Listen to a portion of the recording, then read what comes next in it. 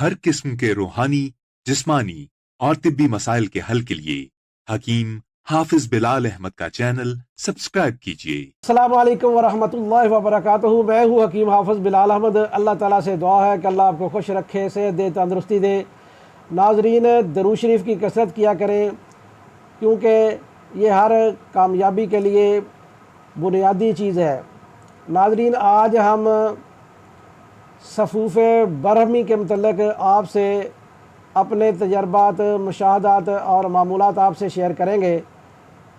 नाजरीन, हम अपने मतलब पर जो गर्मी की वजह से दिमागी मरीज़ पैदा हो जाते हैं, उनका हाफ़ज़ा बहुत ज़्यादा कमज़ोर हो जाता है और गर्मी की वजह से उन्हें चेहरे की भी कैफियत हो जाती है, जिसकी वजह से उनका हाफ़ज़ा इंतहाई कमज़ोर हो जाता है।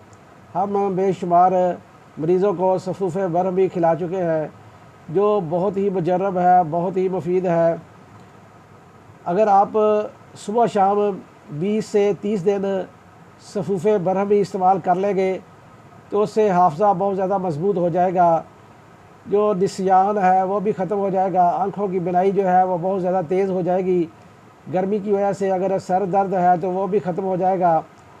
नींद बहुत ज़्यादा आएगी। घबराहट, डिप्रेशन और टेंशन ख़त्म हो जाएगी। आँखों से अगर पानी आ रहा है तो वो भी ख़त्म हो जाएगा।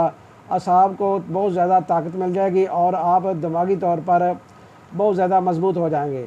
नाज़रीन, इसके साथ साथ अगर आप इस नुस्खा को इस्तेमाल करना चाहते हैं तो हर किस्म की गर्म और खुश्क, खट्टी और चीज़ें और बाज़ारी खाने आप मुकम्मल तौर पर बंद कर दें।